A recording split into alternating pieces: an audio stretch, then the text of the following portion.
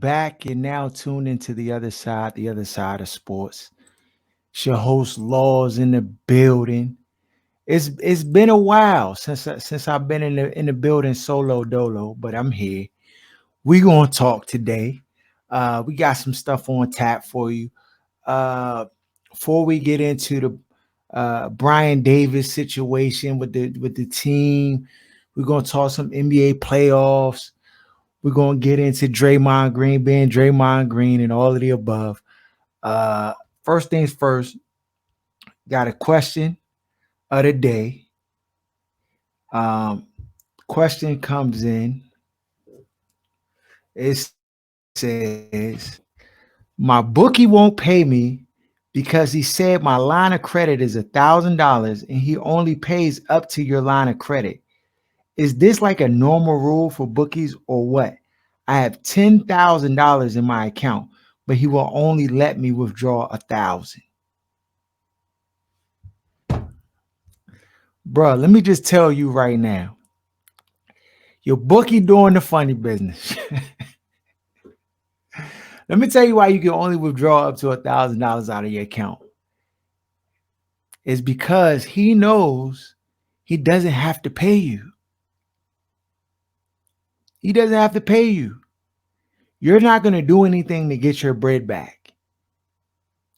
And that's why he giving you these made up rules. I mean, if you win, I mean, I'm not even advocate messing with random bookie type battles. I mean, even the real sports books be doing funny business at times. If you winning too heavy, too fast, they'll put a lock, stop, and barrel on your account. So, I mean, yeah, bro. Stop messing with the bookies. That's the first thing. Stop messing with these random Joe Schmoes round the way. Like, I mean, I guess in some states sports betting is illegal, so you're forced to like try to go outside of that, mess with random but I mean, we live in the information age, dog. You can dog, there's ways around it. Online access, there's no excuses anymore, bro. Um, yeah. He not paying you because he don't have to. You're on, you know, different places trying to get advice on like what you should. Dog, if Obama, he basically took $9,000, he probably went to the store, went shopping with the gym, all types of stuff, bro. uh yeah, you gotta get out of that relationship. If you're still placing bets with this dude, you're done. You're done. You gotta get out while you can get out now. uh because it's just, yeah, it's no light at the end of this tunnel, bro. Yeah, that's that, bro. Unless he knows you gonna lay hands or you got access to get to him.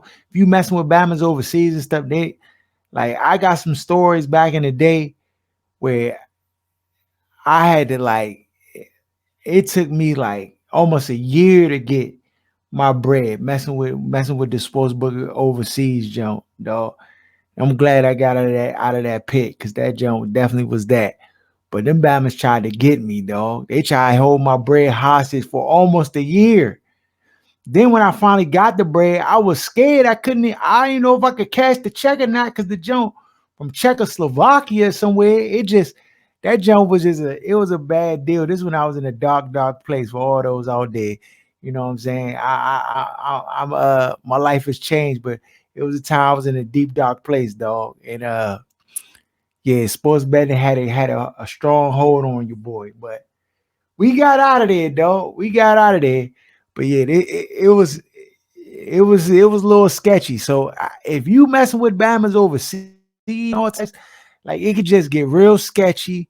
If your bookie is somebody you know or somebody you can like lay hands on, I mean, it's just, I'm keeping it 100. He think you a sucker, dog. That's it. Bottom line. Bottom line. And I'm not telling you to go muscle up, tool up, and like, you know what I'm saying? I'm just saying, if somebody knows that there's consequences for their behavior or actions, they gonna move different, bro. They just gonna move different. So he thinking you Macaulay Culkin or somebody and just You know, yeah, bro. Yeah. It's just it is what it is. It is what it is. Uh shout out to on some other news. Shout out to Jalen Hurts. Gets the $255 million extension for 5 years. Guaranteed 179. This is an excellent move for Jalen Hurts. Excellent move for the Philadelphia Eagles. Eagles are showing why they're a solid franchise, though. You got a quarterback who, mind you, not too long ago, he was in the ringer. Y'all were talking about how y'all don't know if he the guy, and we don't know, and he got to prove himself, and this might be the end of the road. We're not sure. I mean, you guys picked him second round when y'all had Carson Wentz. That was a power move. The season really wasn't going nowhere. And towards the end of the season, he got a little bit of time, but y'all really like put this man through the ringer, and he did nothing but execute and show up. He ain't complain. He ain't like, get mad at the media because y'all was slandering him and y'all was like trying to carry him like he was a scrub or something. Because that's how y'all was carrying it, Philly. We not gonna act like y'all was all knew he was gonna be this guy. Yeah, a year ago, y'all new coach was like, I mean, I don't know. He gonna have to prove it, blah blah. And I mean, it looked like it worked because the Bama worked hard and he fried. This season he was cooking. Next to Patrick Mahomes, he was the best quarterback in the league. I mean, and so the fact that he did that took y'all to a Super Bowl. Who, mind you, he fried in the Super Bowl too. If y'all defense wasn't on easy bake oven, I mean, I know y'all was playing the Mahomes and them, and they like that. No knock to them. They a tough offense to deal with, but still, he fried. Bab had like 3 rushing touchdowns, and he did everything in his power to try to help the team win the game, dog. So you really can't hang the loss on him. If you're asking, he's worth the money. Yes, he's worth the money. Yes. And the fact that they recognized that and it seems like they did not hesitate to just pay him the bread. It's interesting how that happens, though. It's interesting when that happens. And, I think that he's deserving of it. It shows that the team thinks that he's deserving of it. You saw towards the end of the season just how the coach spoke so glowingly. Bama almost called him MJ in the praise that he was giving Jalen Hurts. And so when your head coach feels that way about you, you've been able to show with weapons that you can be the guy, and the team believes in him as the guy, and you got a chance and an opportunity to lock up your quarterback for the next 5 years and not even have to worry about it. Stop it. I know what y'all, but because every time somebody does the right thing, it's always a naysayer in the background and want to say why this is not a good deal. Oh, he was injured this year, and like, what if he get injured? Stop it. Stop it. He probably could have came back sooner than later, but they had the first seed locked up. So he just rested and just got right, dog. And the coaches allowed him to do that as they were smart and wise to do that. And he produced, came back, didn't miss a beat, jumped right back in the saddle and cooked. So you can't really say anything really negative about this deal. Now, does the deal like tie up some money? It does, but not immediately. Like, the cap hit this year is minimal. The cap hit next year is minimal, and then it jumps like up, and then kind of constrain your team. But like, if you build a team how the Eagles have like kind of built their team, these dudes is gonna be a problem for the next couple years, dog. At least 2 to 3 years, they're gonna be a problem. And I'm a Washington fan, default Washington fan, just because I'm from the area, but it's scary, dog. Jalen Hurts is a really, really good quarterback. if not top 5 in the league right now. And I just think if you're a franchise and you mess this up, like shame on you. And Eagles got it right, dog. Maybe it's just, Lori and their whole situation and just how they kind of in touch with what they need to do in order to stay relevant. They probably looked at it and just like from a practical standpoint, like everybody loves Jalen Hurts. This dude is like a locker room savant. This Bama just go in locker rooms and Bama just love him, gravitate to him. He displays humility. The Bama ain't out here in the streets acting wild. He's focused. He take care of business. He got better. This dude does everything right. And so when you got a guy who's doing everything right, you reward that guy. And they had the foresight to be able to see him like, yes, we're going to reward our man, dog. Like, we're not even going to play with it.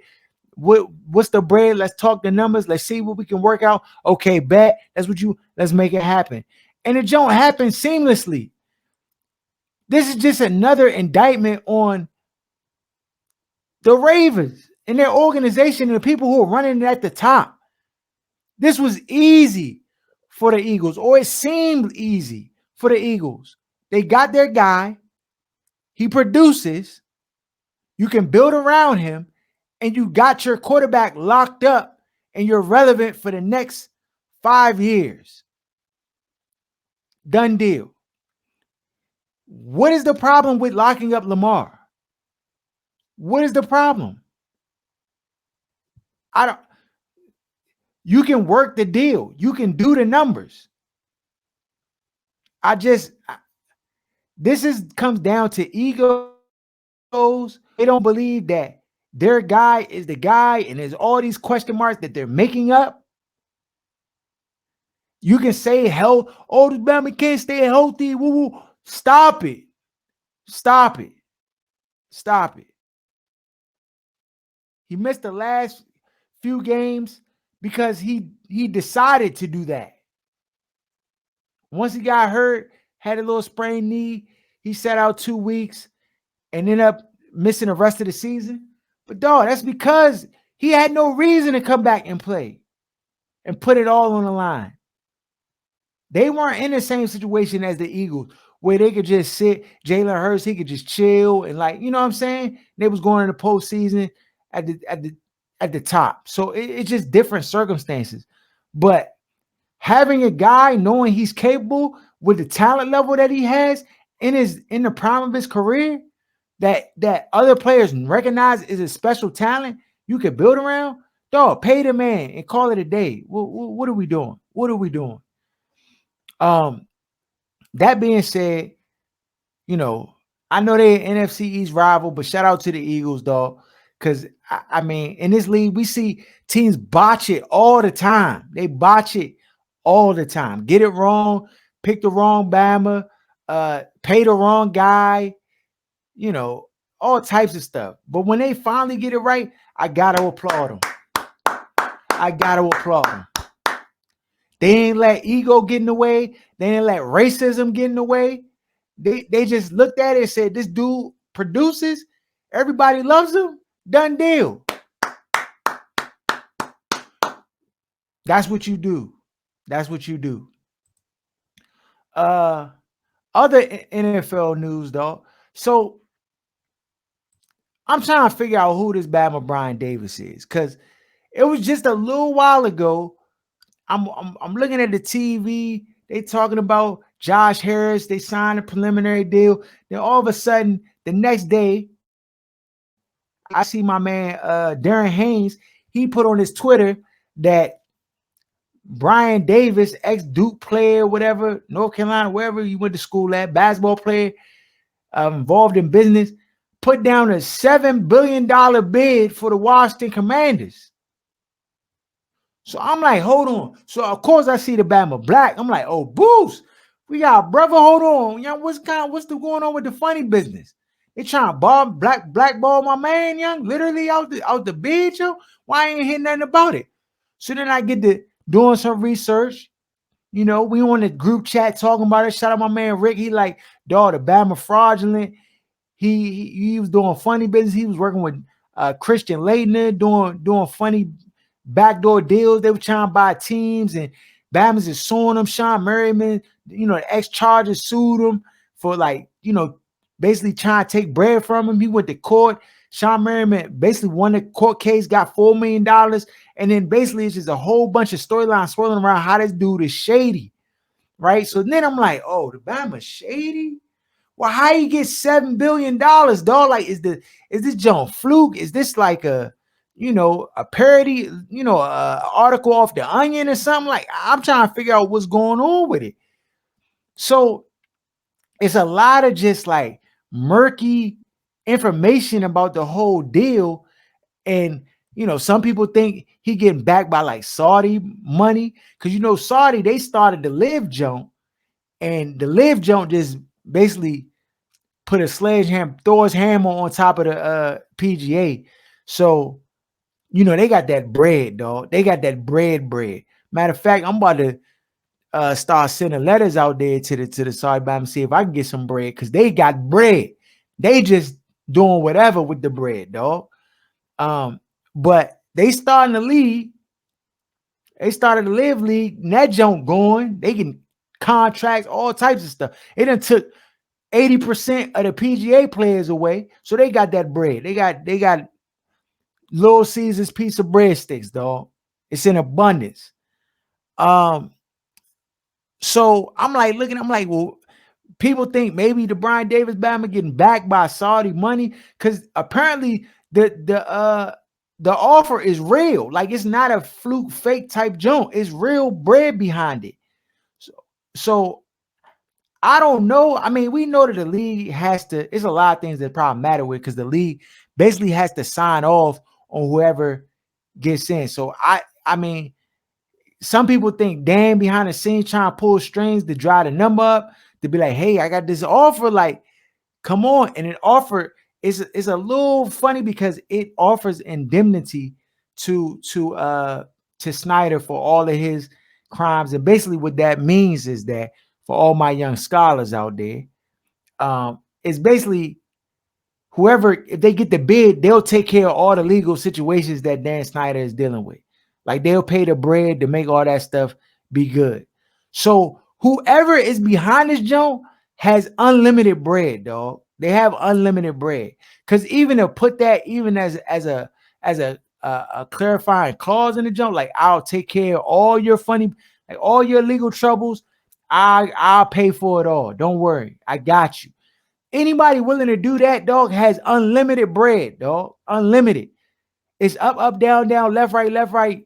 BA select start, dog. They got a cheat code in the game system to give them unlimited bread, dog. Because it's the only way you can put that into the contract. Then on top of that, they going to bid $7 billion, not like 6.23 or like just above what the preliminary accepted bid would be. Like, you know what I'm saying? I guess Josh Harris and them like $6 billion. They could have just been like, oh, we do 6.5 or 6.4. You know what I'm saying? Or something like that. Just to be like, oh, we just go above their bid. To go a whole $1 billion on top of that, you doing too much. That automatically, that jump is gonna, if the deal is legitimate and it's real bread, and you just got Brian Davis as the front man for this jump, the league cannot and won't, you know what I'm saying? It's many reasons. We can talk about all the reasons we be on this joint all day. First of all, they not letting, I hear they want diversity within the leadership of the NFL and into those spaces. That's not happening, people. That's like having plantation owners, right, that own slaves at plantations, and then you have a quote unquote slave who's now going to be in an ownership group working with the other plantation owners. No, you see how crazy that sounds? That's exactly what it would be like, dog. The conversations that these owners have behind closed doors, dog, cannot be shared with somebody who has any inkling of a conscience of social diversity and equity in this society, dog. Like they could not sit in those rooms and be in those discussions and go home and eat with their families and stuff, dog. Because they literally would have to hate their own kind, be Uncle Ruckus or somebody to even be in that spot, dog. And I just their comfort level, it means more to them than the money. So that's number one. All right. Number two, the fact that the league has to approve the Batman that they're gonna let in there just tells you all you need to know, dog. They not letting anybody just Joe Schmo come in. They gotta vet it because they gotta make sure that the business is right. That alone already bars Brian Davis because the Batman got big lawsuits. He got about as many lawsuits as Daniel Snyder got. So you can just go ahead and kick that to the curb. But it's a story. People are talking about it.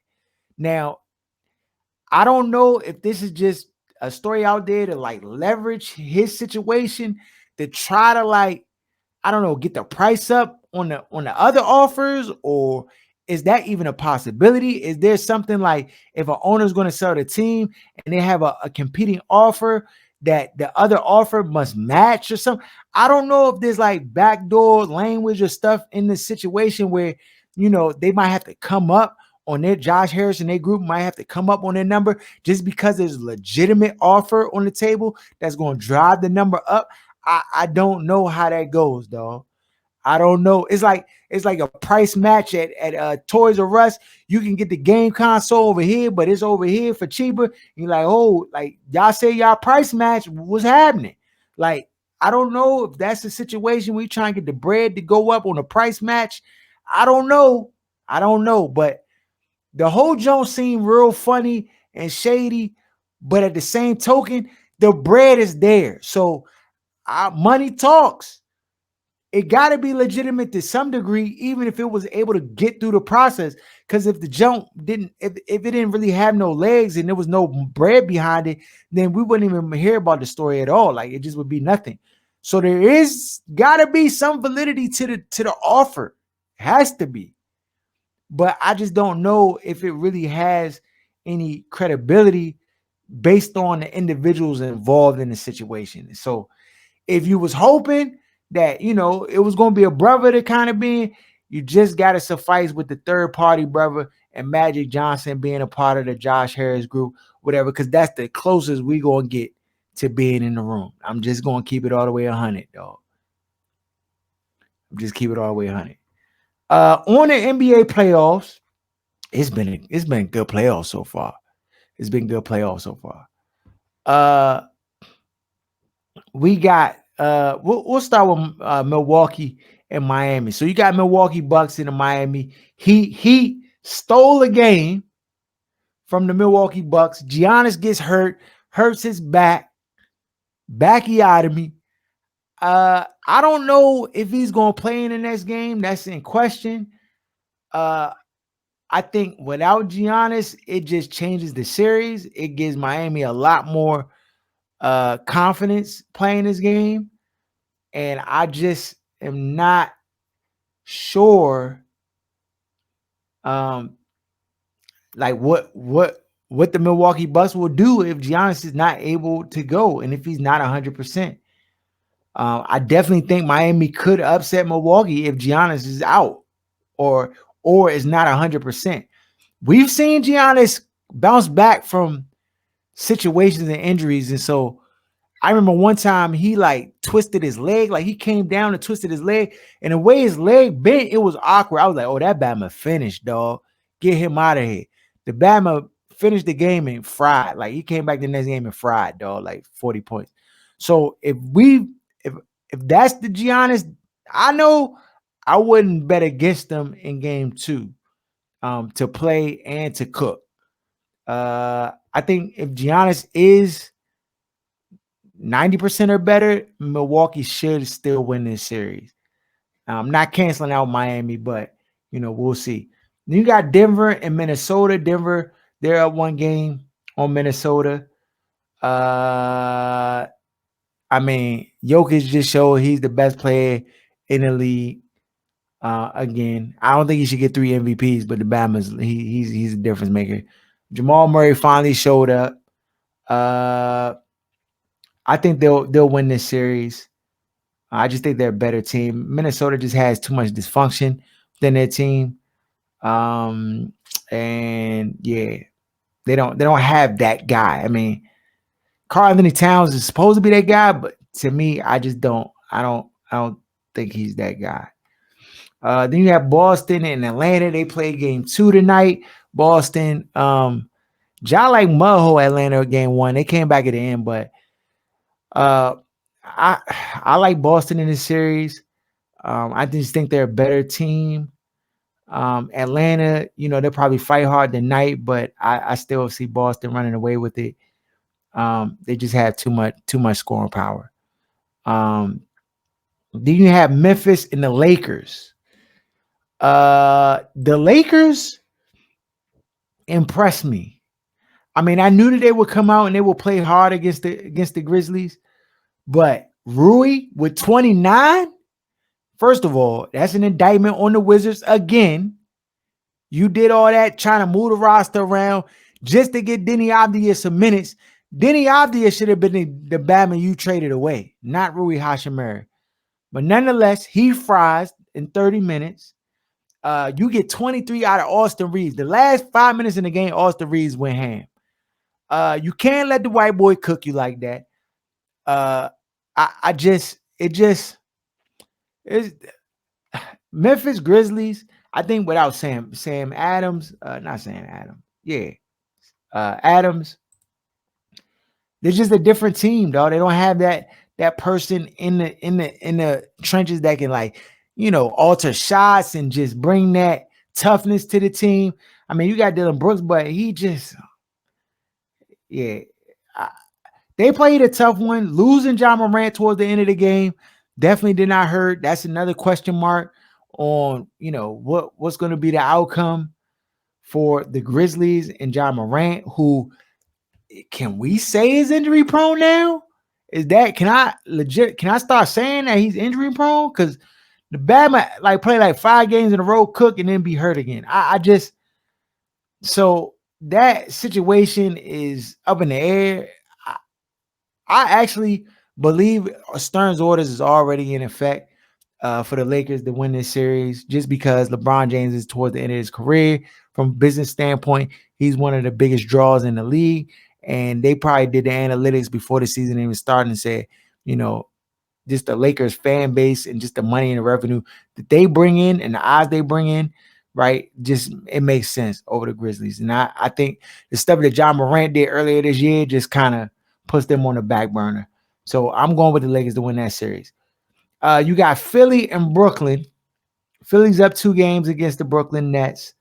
Brooklyn Nets played much harder in last night's game.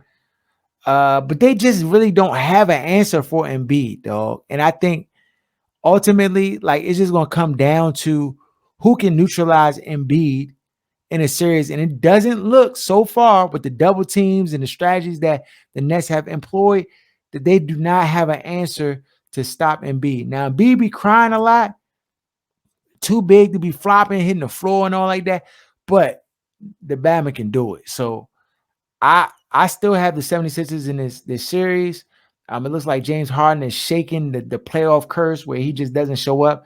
He's showed up in 2 straight games. Didn't shoot particularly well in the last game, but his ability to control the tempo and just navigate. You have Maxey step up and just become a scoring threat. Harris is done a lot for them offensively, and I just think even Brooklyn was winning last night's game, and then it just went away in a flash. So I don't think the Brooklyn has enough. Cam was frying last night, but it just wasn't enough. Then you have the Sacramento Kings and the Golden State Warriors. Sacramento, I think, is played above what is expected out of them, and they really given the Golden State Warriors a run for their money. If they can keep this pace up, I just I don't. I mean, of course they going back to they going to Golden State, and I think the game will be different in Golden State. Oh, um, we'll see how Sacramento responds and how they fight through adversity and given the same circumstances. Uh, you you saw it. You saw it. Let's take another look.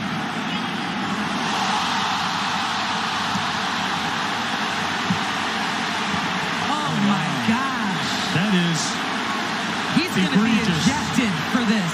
That looked purposeful and intentional.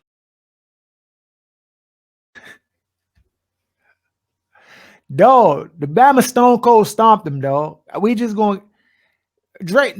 I don't know. First of all, he should have been ejected from the game, right? Because this is typical Draymond. Like he exaggerates stuff that doesn't require certain actions, and then he just basically does this off the wall stuff and then couches it in like he, in this situational scenario. He got the leg kick in the groin years back. Bama always involved in like scuffles and stuff. And this is just a product of, so I gotta preface this because like some people will hear this and be like, dude, he's an NBA player. And sure, if Draymond Green hear this, if he ever hear this and this went viral or something, and they told him, he'd be like, dog, I'm not listening to these no-name Bamas or whatever. That's fine, right? But Draymond is not as talented or as good as a lot of the Bamas he play against. So a lot of his game is just being a bugaboo, dog. That's his game. He Patrick Beverly at 6'8", 6'9". That's all his game is. Just get under Bama's skin, like hack hard, get all his players involved, be the leadership, the tough guy, try to bully other Bamas on the other teams that saw, start fights, doing all that stuff. Sabonis is 20,000 times better than Draymond Green, dog. He's 20 times better. If we picking in a like fantasy draft, you picking a Sabonis 10 times out of 10, dog. Like it's no question. There's no question. So when Draymond's in these positions where he's like outclassed from a basketball sense, he starts resorting to these funny business tactics because he's trying to get an edge, dog. So for him, like if you see the play, Bama Sabonis like kind of grabbed his leg on the way down, and Draymond Green took this as an opportunity to the A-Town stomp him, dog. Like it was so unnecessary. Then he stomped him and like jumped up all dramatic, dog. It's like, come on, bro. But this is just a product when the Bama just knows he can't beat you to the cup or like get around you. Like, Draymond's not as athletic as he once was. Like he's older in his career. And this Bama's taller, stronger, bigger, in some ways faster, definitely a better scorer, better all-around player, better defender, everything, dog. Pass, everything.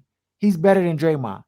Draymond makes things work when he, like, by getting other players involved, doing it consistently, just having the right, making right decisions. He's able to like body up on guys and make them uncomfortable. That's his game, dog. Make the other guy he has to defend uncomfortable so that he can excel or his team can excel. Put his teammates in the best position to score. And that's what he's supposed to do. That's his leadership role. That's where he's earned his money doing, helping his guys to feel the confidence that they're better than everybody else, dog.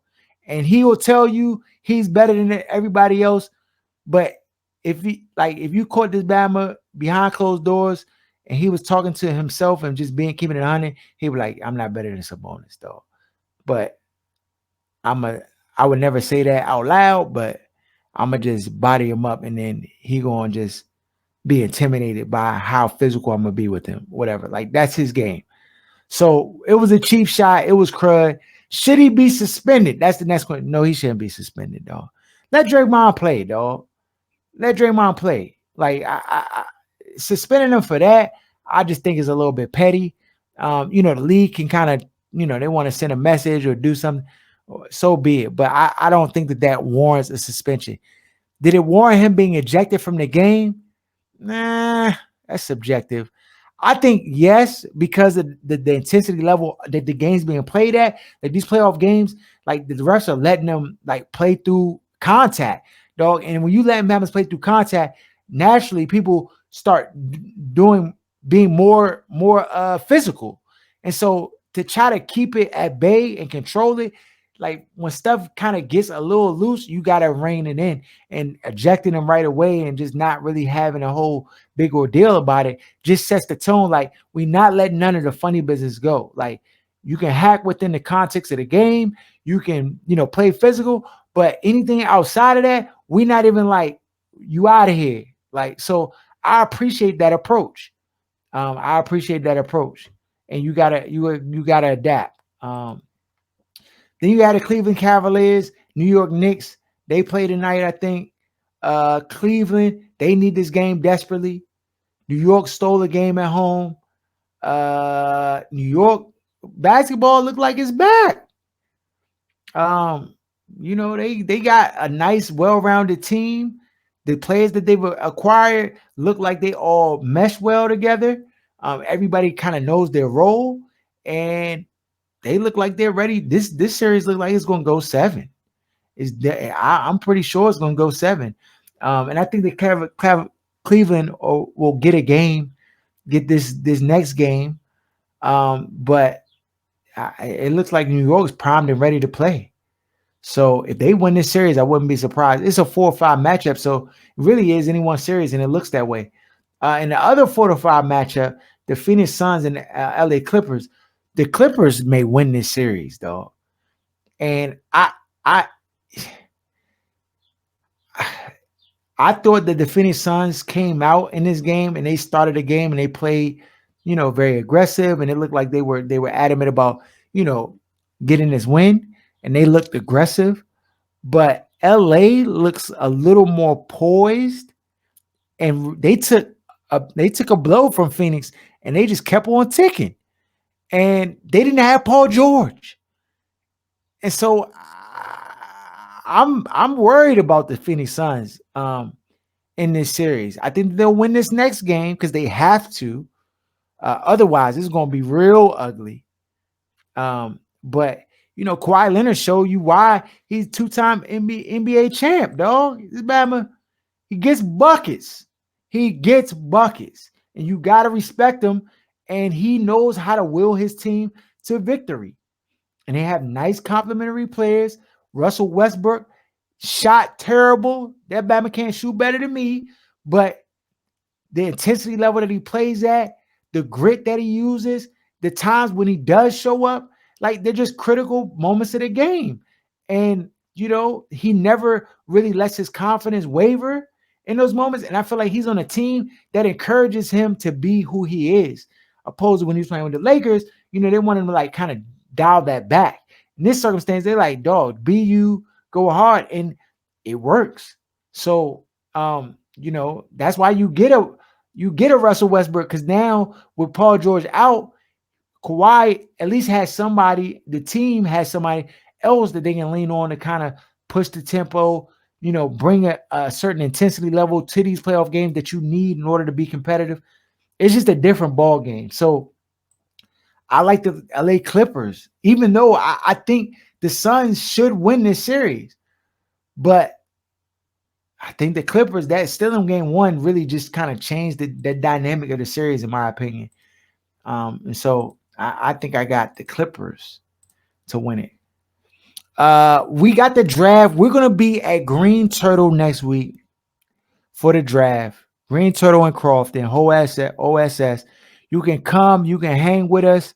You can vibe with us. You can kick it with us. We'll be watching the draft there. It's going to be your boy. It's going to be D. It's going to be Aaron. We're going to be in the building. Rock with us. Come support. We're not recording it. We're just going to be watching the draft, chilling, hanging. You know what I'm saying? You want to buy me some appetizers or whatever, please do. You know what I'm saying? You can hook your boy up with a drink or something. I'm gonna take it light though. I'm not trying to act belligerent and the joint get wild, crazy. Them days is done. We saved over here. Give me a nice little lemonade or something. And chill. We watch the draft, see what the Washington Commanders gonna do. Rock with us. Everybody who rock with us, we just special shout out to you. Shout out to Where's Buffy. Shout out to Lance J. Shout out to Sports Talk Tasha. Shout out to Kicking It with G Man, Bender Knows Best, my man West, Will, Gene, uh, uh, who else? Jenna Garcia. Everybody who rock with us heavy. Share the content. Peace.